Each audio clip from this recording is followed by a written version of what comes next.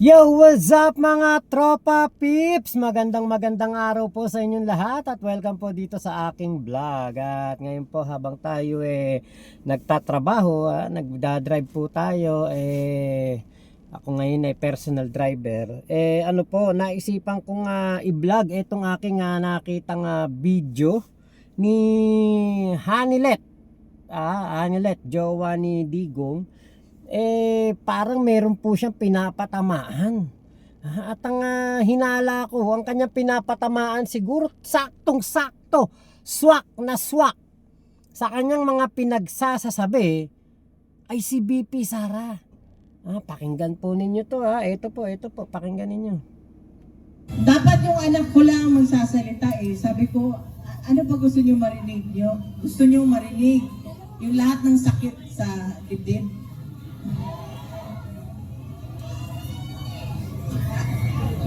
Yung anak ko, baby pa sana, pero napilitan mag-mature. Dahil sa nangyari, hindi naman ho natin maipagkait yan kung ano ang nangyari. Pero ito ho talaga, sana ho tayo Pilipino, isa-isip, magtanda na tayo. Kung gusto lang ako lumuhod, umiyak dito, magtanda na tayo. Pumili na tayo ng mga taong matino, matapat, at yung magsisilbi sa bayan, hindi pagsisilbihan ang sarili. So, nung nasa loob kami, binisita namin ang papa niya. Ayun na. Sabi ni Hanilet ay pumili na daw po ng pumili na daw po ng mga leader na mapagkakatiwalaan, yung may paninindigan, yung mga kayang humindi daw po sa pera. Sus Mariosep, nako, mukhang si Sara Duterte ang swak na swak sa na ito, sa issue na ito. Binili Si Hanilet, ang tingin ko ay swak na swak po dito po sa words na yon. Balik mo na. Ang swak na swak diyan ay si Sara Duterte. Kasi katulad po niyan, si Sara Duterte po ay meron pong kaso sa sa impeachment, 'di ba? Meron po siyang impeachment complaint dahil po sa sinasabing paglustay sa pera ng taong bayan. Di ba po, nako, ibig sabihin ba nito, etong si Hanilet ay binabanatan si Sara Duterte. Kasi yung kanyang sinasabi, ang pera daw po ng, ayan, sana iluklok natin sa posisyon yung mga taong may paninindigan, yung mga taong kayang humindi sa pera. Si Sara Duterte, di ba may kaso to patungkol sa paglustay ng pera ng taong bayan? Kasi pag yung tao na umuo mas mahal ang pera, hindi nila tayo kaya ipaglaban. Yan talagang masasabi ko. Nakatangian ni former President Duterte, tulungan niyo ang ating bansa. Hindi na tayo pwede na tumahimik na lang, na umuo na lang kahit nagginagat, kahit na ninanakawan tayo. Ang pera ng Pilipinas ay para sa Pilipino at para sa Pilipinas. Diba? Ang pera, ang confidential funds at intelligence funds ay para sa Pilipino, hindi para kay Sara Duterte, hindi para kay Cocoy Villamin, hindi para kay Mary Grace Piatos, Juan Miguel Uishi, kay Suka Asim, kay Amoy, kay Jay Camote. Hindi po para diyan ang pera ng taong bayan.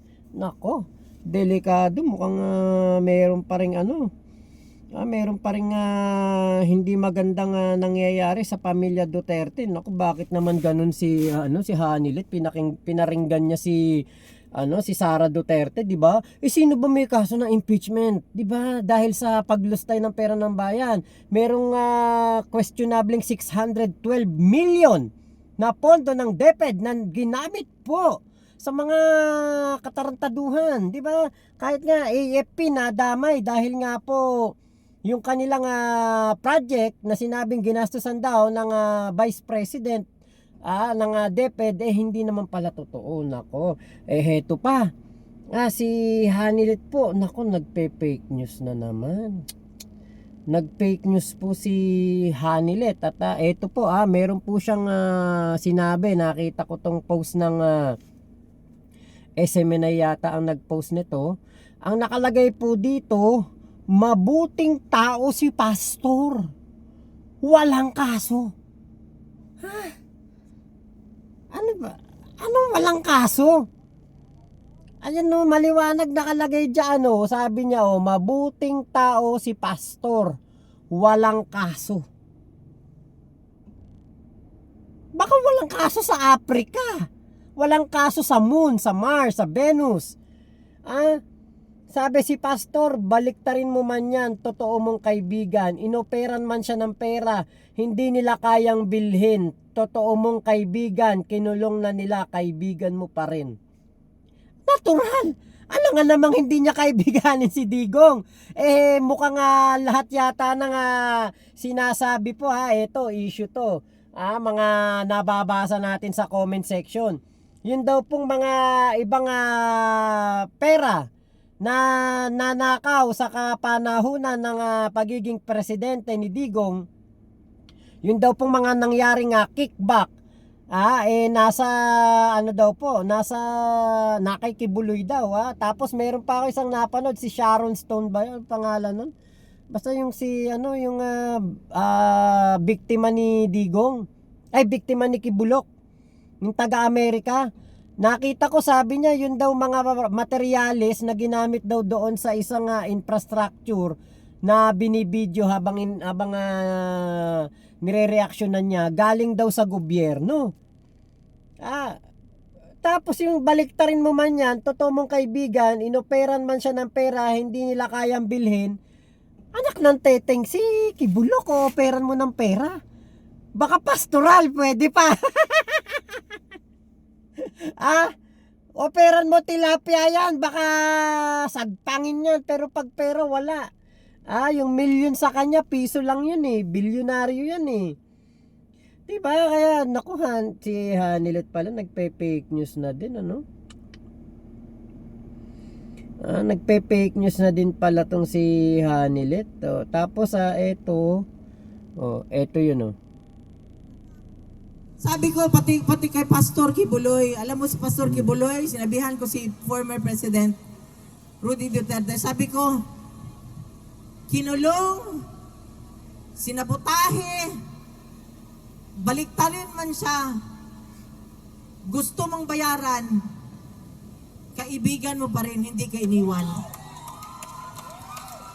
Ganon, ma'am, ang piliin ninyo. Ngayon, ang nakaupo, ano nangyari? Pera. Inuuna yung pera. Nako. Wala na tayo. Nako. Basta sila may pera, nasa kanila ang pera, okay lang. Nako. So kaya ma'am, ma'am at sir, nakikiusap ako. Sana ngayong darating na eleksyon, dito na lang tayo ma'am. Dito na lang tayo sir. Salamat sir. Nako. Ito sila ma'am. Diba, Sabi kita ko, nyo, talagang patama kay Sara to. Wag daw iboto, wag daw Diyos Mariosep. Inuuna daw ang pera. Ano ba inuna ni Sara? 'Di ba yung pagbabayad ng safe house, 16 million in 11 days. Imagine niyo po yun safe house. 11 days, nasa 1 million, isang araw.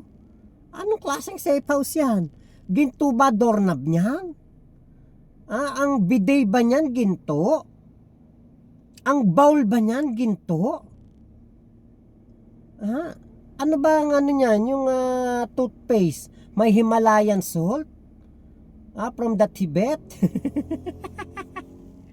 Kita nyo Huwag daw iboto yung pera ang inuuna. Naku, sino daw ba yung mga nakaupo? Si Sara nakaupo yan Vice Presidente yan Naku, sok na sok talaga kay Sara yun Ala talaga, delikado talaga. Mukhang nagkagalit talaga tong magkakagalit talaga. Eto si eto naman. Eto si ito. Meron ako nakita dito video ni ayun, ito. Mahalagang mag-isa tayo sa araw ng eleksyon, May 12, 2025. Suportahan natin ang PDP Laban sa Senatorial Slate o mas kinikilalang Duterte.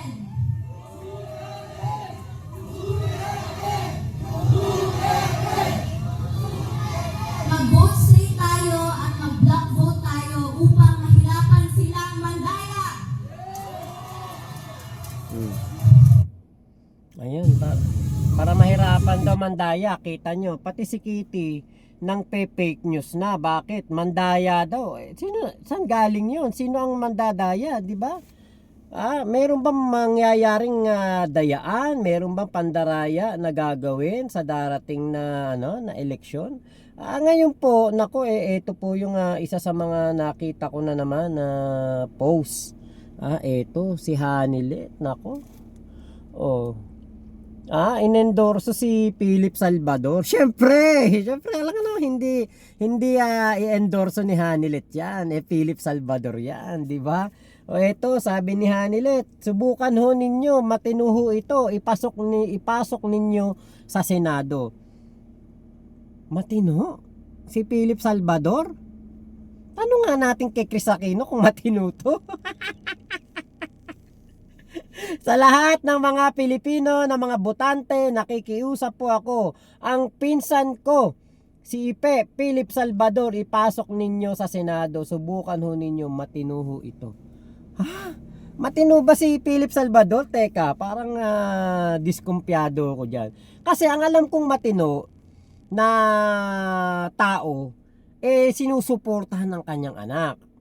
Nagbibigay ng ang tawag dito, sustento, 'di ba? Yung ginagawa ang parte niya bilang ama.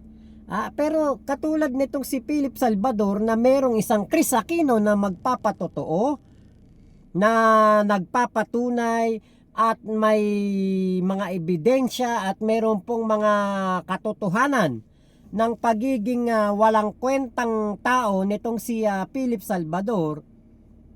Sino si Hanilet para sabihin sa atin na iboto daw natin etong si Philip Salvador dahil matino daw ito? Talaga? Sa totoo lang? Di ba parang teka, ang alam namin, walang kwentang tao yan si Philip Salvador Saka alam niyo saan kayo nakakita ng saan kayo nakakita ng kandidato na ang sabi niya, siya daw ay pinapakandidato na ng taong bayan. Sinabi niya yan, maliwanag yan sinabi niya, ako'y pinapakandidato na po ng ating mga kababayan. Magbigay ka man lang kahit man lang mga sabihin na natin 10 million na pangalan ng mga tao na nagsasabing ikay kumandidato, Philip Salvador. Mga 10 million lang na pangalan, bigyan mo kami para maniwala kami na talagang pinapakandidato ka ng taong bayan. Kasi eto meron tayong kasabihan, ang taong naniniwala sa sabi-sabi, walang tino sa sarili. Ngayon, meron ka lang narinig na tao, uy, Ipi, kandidato ka, kumandidato kang senador. Naniwala ka na. Diba? Yan ang yan ang hindi maganda. 'Di ba? Yan ang pangit. 'Di ba? Yan ang wala kang sariling tino, wala kang sariling kaisipan. Paano pala pag sinabi ng mga taong bayan, Ipe, talon ka sa tulay. Maraming buhaya, susunod ka pala.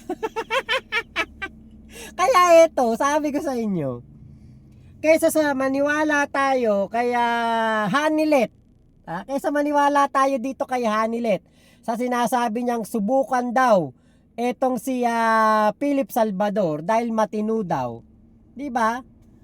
Makinig tayo sa ating mga sarili. Na ang tao na naniniwala sa sabi-sabi at nakikinig sa ibang tao, magiging tuta po yan ng demonyo. Magiging tuta po yan ng isang taong nakakulong sa ICC. Masahol pa yan kay kay Bongo, kay Bato at kay Robin Padilla. Masahol pa yan. Kung si Robin Padilla nga umiyak sa Senado baka itong si P. Salvador baka magkudeta to sa Senado. Baka magkudeta doon at mag-istasyon doon. Baka hindi na to lumabas ng Senado pag naging senador to. Hanggat hindi na uwi si Digong, baka maglupasay ito dun sa loob ng Senado. Diba? Kaya naku, delikado po, delikado. Pero may maniwala ka ba naman sa mga tao na nagsasabing kumandidato ka? Alam mo namang hindi ka qualified. Alam mo namang mahina ulo mo. Anak mo nga, hindi mo nga nagawang mahalin. Kami pa kayang mga Pilipino? Diba? Kaya talagang alam niyo po, napakahirap po ng sitwasyon na pinagdaraanan ng PDP Laban dahil po sila po ay isa sa mga kumbaga mga kandidato, yung mga kandidato ng PDP Laban ang talaga pong dadaan sa butas ng karayo. Maaring baka lumusot si Bongo at si Bato dahil nga po sila yung mga nakaupo at sila yung mga kilala na, napakadaling tandaan ng pangalan Bato, Bongo. Napakadaling tandaan ng mga pangalan kaya po talagang merong posibilidad na lumusot yung mga yan. Pero itong si Philip Salvador walang sariling tino. Biro mo, maniwala ka talaga kung gaano ka ba naman kauto-uto. Na ikaw ay wala man lang experience, kahit man lang barangay tanod, wala. Hindi ka abogado. Diba? Wala kang pinag-aralan patungkol sa governance, patungkol sa legislation. So, anong gagawin mo sa Senado? Kaya alam nyo po, katulad nito, si Hanilet, biruin mo, mag-fake news ba naman si Hanilet na wala daw kaso si Kibulok. Tapos ngayon, si Philip Salvador, matino daw. Fake news peddler na rin pala tong si Hanilet, di ba? Saka nakakita nung ganyan. Dating asawa ng yung former president natin, ito yung naging first lady. Ito yung tumayong first lady noon, kasi siya yung common law wife, 'di ba? Common law partner. 'Di ba? Pero Diyos ko naman. Hindi porke desperado kayo dahil nakakulong si Digong at gusto nyo na magkaroon ng mga kakampi sa Senado, si Sara Duterte din. Hindi kayo magiging desperado dapat sa pag-uudyok sa tao, sa mga Pilipino ng mga maling information. Kasi yung sinabi ni Hanilet na walang kaso si Kibulok, fake news yun. Yung sinabi niyang matino daw si Philip Salvador, fake news din yun. Baka pagtulog matino, 'di ba? Tapos yung sinabi niya nung una na itong ano nga ba 'to? Tong kay Sara Duterte. Na dapat daw ang iboto ay yung sana iluklok natin sa posisyon yung mga taong may paninindigan, yung mga taong kayang humindi sa pera. Ang pera ng Pilipinas ay para sa Pilipino at para sa Pilipinas. Diba dapat, diba itong si Sara Duterte pagsabihan niya, katulad niya si Sara Duterte merong iniimbestigahan ng Quadcom Committee. 612.5 milyong confidential funds ang iniimbestigahan. Diba? Saktong-sakto kay Sara Duterte, kaya sabi ko nga baka si Sara Duterte pinapatamaan nitong si Hanilet. Dahil nga po diyan sa sinabi niya na yan na itong mga Pilipino dapat bumoto yung hindi nagnanakaw, yung dapat hindi nasisilaw sa pera. Saktong-sakto kay Sara. Kaya po alam nyo, talagang itong eleksyon na ito po yung kumbaga magdidikte sa mangyayari sa mga Duterte. Teka lang. Tapusin ko lang to, magmamaniobra na ako. Opo. Andali lang. Ayun. So kami aalis na daw nung boss ko. Magdadrive lang po muna ako. At ako babalik ako mamaya ng live. Meron ako isang live, meron pang isa ako nakitang vlog, pinatamaan din sila Bato, talagang nirekta. Si Bato, si Jimmy Bondok, si Philip Salvador, nirekta talaga. Pati sila Raul Lambino, binanatan talaga. Si Willie Revillame, talagang nirekta, nireal talk po. Mamaya babalik po ako ng live pag garahe ko ulit ng pagdating namin do sa susunod naming destinasyon. So ako po ay magpapaalam na muna sa inyo Ingat po kayo, nasan mang panig kayo ng mundo. Momo chup chup, love you, God bless us all, Pilipinas. God first.